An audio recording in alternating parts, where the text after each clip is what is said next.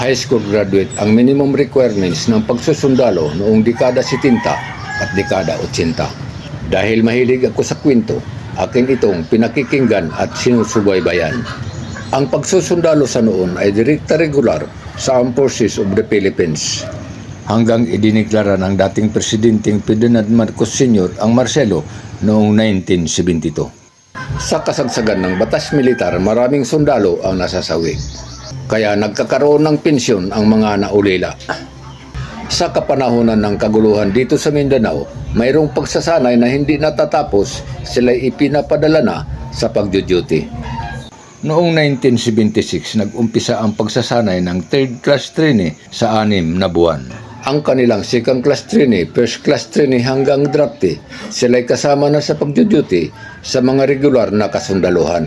Sa aming pagpasok sa third class trainee, hindi pa istrikto ang dokumentong aming ibinibigay. Ayos na ang photocopy ng diploma sa high school graduate. Dahil pag-abot ng 1.5 taon, kami na may terminated sa serbisyo. Malasin man ang trainee sa serbisyo, hindi nagkakaroon ng pensyon ang mga magulang, maliban sa isang parangal at financial assistance na ibibigay. Hindi lahat nakapasok sa third class trainee nagiging regular sa Armed Forces of the Philippines.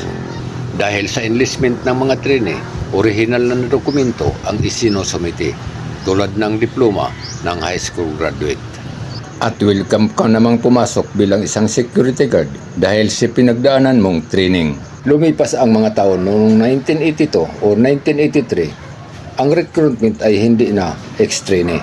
Sila'y mga civilian at soldier candidate course sa loob ng training center. Pagtapos ng kanilang pagsasanay, nagkakaroon sila ng enlistment order bilang regular na sundalo. Paglipas ng 3 taon, mayroon naman itong re-enlistment. Tinatawag natin expiration term of enlistment. Nandoon naman ang medical, dental at physical fitness examination. Dito natutukoy ang kakayahan ng isang sundalo, kung kaya pa ba niya magserbisyo. Dito nagkakaroon ng panibagong issuance tulad ng sombrero, uniforme, sapatos, medyas, t-shirt at iba pang mga kagamitan. Ito'y tinatawag na clothing allowance ng mga kapulisan sa kasalukuyan. Tinatanggap nila ito bawat 3 taon. Dahil isa akong admin and commission officer sa isang kumpanya, ako ang tagagawa ng kanilang re-enlistment folder. Pirmado ng company first sergeant at commanding officer. Isang kriteriya ang hindi mo maipasa sa re-enlistment folder, hindi mo na maipagpapatuloy ang iyong serbisyo. Kaya malaki ang respeto namin sa company first sergeant at commanding officer. Hanggang sa susunod.